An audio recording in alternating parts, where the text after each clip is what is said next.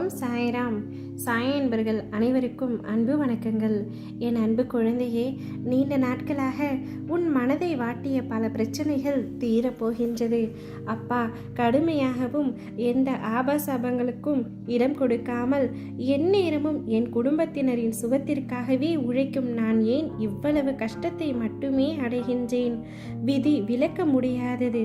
லாபத்தையும் நஷ்டத்தையும் மாறி மாறி கொடுக்கும் தங்கமே, கர்ம வினைகளுக்கேற்றவாறு இன்னல்கள் விளைவிக்கும். உனக்கு வரக்கூடாத வியாதிகளும் வந்து உன்னை துன்புறுத்தும். கர்மவினை அழிவதற்கு முன்பு நீ முடிந்தவரை பிறருக்கு எந்த பிரதிபலனும் இன்றி நன்மைகள் செய்தால் விரைவில் உன் கர்ம பந்தத்தில் இருந்து விடுபட்டு சந்தோஷமான வாழ்க்கையை பெறுவதற்கு நான் உனக்கு உதவ முடியும். அப்படி செய்யவில்லை என்றால் எந்த உபாயமும் எடுபடாது. தர்மமே தலை காக்கும். மனதில் உள்ள விரோதங்களையும் வீண் வாதங்களையும் அழித்து விடு. தீங்குக்கு தீங்கு என்பதை தவிர்த்து விடு. தீங்குக்கு பதிலாக நன்மையை செய். பிறருடைய சொற்கள் உனக்கு தீங்கிழைக்காது. அதே சமயம் உனக்கு தீங்கிழைத்தவர்களுக்கு உதவி தேவைப்படும் பொழுது நீ அவர்களுக்கு ஓடி சென்று உதவி செய். அதனால் நீ மகுடமாய் உயர்வாயே தவிர ஒரு நாளும் தாழ்ந்து போக மாட்டாய். பிறர் துன்பப்படுவதை கண்டு இன்புறுவதை போன்ற பாவம் இவ்வுலகத்தில் வேறு எதுவுமே இல்லை.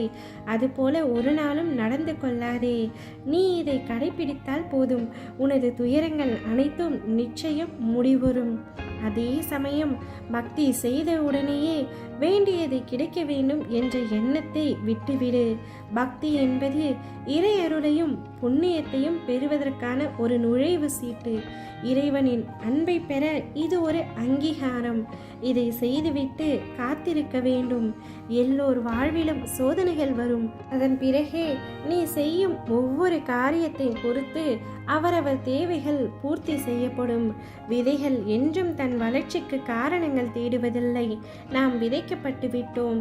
எல்லா தடைகளையும் கடந்து ஒரு நாள் மரமாக உருவெடுப்போம் என்று நினைப்பதுதான் அது வளர்ந்து நிற்க காரணம். அதுபோல தன்னை போன்று இன்னொரு மரம் வளரவும் வழி செய்யும். அதுபோல நீயும் நிச்சயமாக வளர்வாய்.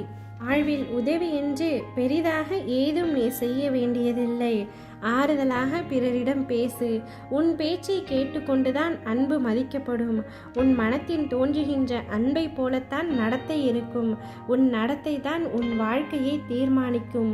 அதை ஒரு நாளும் மறந்து விடாதே. அதே சமயத்தில் உன்னை உத்தமனாக இருக்க நான் சொல்லவில்லை. தேவையில்லாத இந்த 3 செயல்களையும் உன்னுடைய வாழ்க்கையிலிருந்து விட்டுவிடு. கடந்து போனதை நினைத்து இழந்து போவது, அடுத்தவரோடு ஒப்பிட்டு பார்த்து துவண்டு போவது, அனைவரையும் திருப்திப்படுத்த நினைத்து உன்னுடைய நிம்மதியை இழப்பது, அனைவரையும் திருப்திப்படுத்த அந்த இறைவனாலும் முடியாது என்பதை நினைவில் வைத்துக்கொள். உன்னுடைய தேவைகள் என்னவோ அதை செய்து கொண்டே இரு. நிச்சயம் உனக்கான வெற்றி வரும்.